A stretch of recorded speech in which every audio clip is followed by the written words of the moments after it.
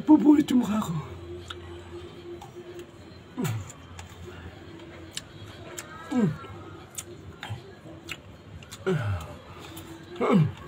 Ayun. Asim.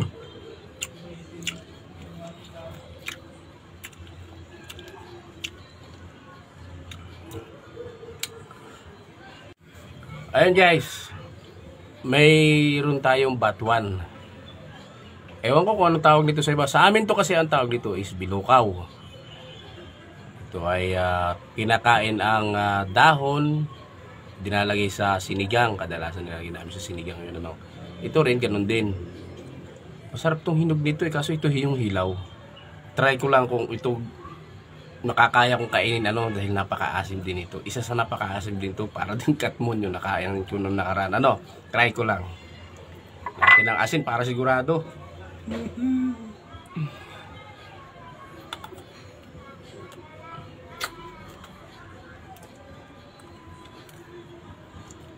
Ang asim.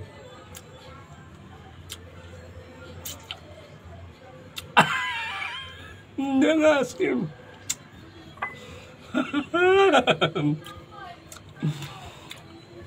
Ang asim niya. Pupulit yung mukha ko.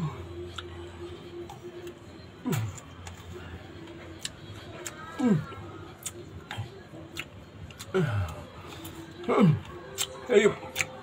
Asim.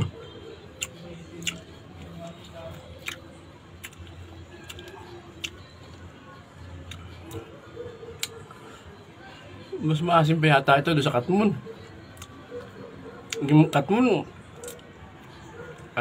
sa akin parang normal yun. Kahit yung pagkagat mo maasim, pag sa susunod hindi nagaano. Ito, continuous yung asim. Ang mahal na ito.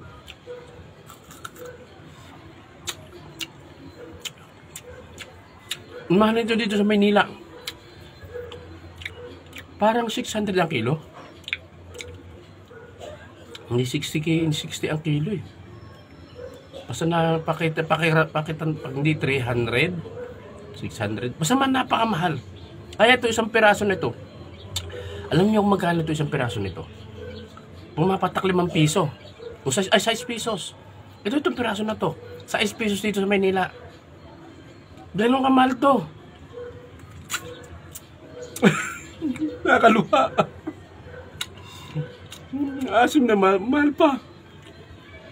Dalawa sana ito bibiling ko na to para nga lang i-try ko i-compare ko doon sa katmon na kinain ko. Talagang maasim siya. Siguro ito sa pag ilagay mo sa sinigang siguro mga 5 piraso nito ay maasim na. Ito kahit hinog talagang maasim. Elay. Ito kasi kahit yung hinog nito maasim. Kakaiyak. Tama-tama, may singaw ako. Tama-tama, kailangan ko na maasim. Meron pa isa bago ito Pagkatapos ito, meron pa ako siyang kakainin.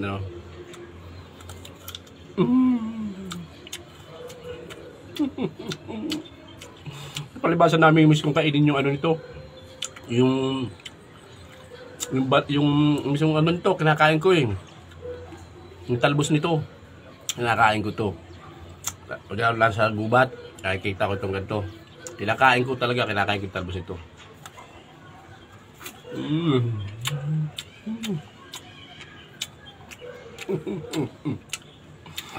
Lukot na lukot ang mukha ko dito. Anong asim nito? Wala sinabi yung katmon. Siguro yung katmon maasim. Siguro umasim ito ng umigit ng 1/2. Adin nilang ng siguro 1/4. Idinagdag doon sa asim ng katmon. Grabe.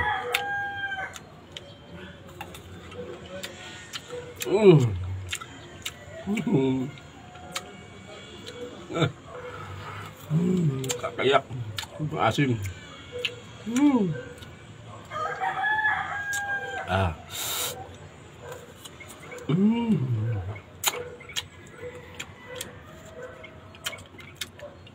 Grabe.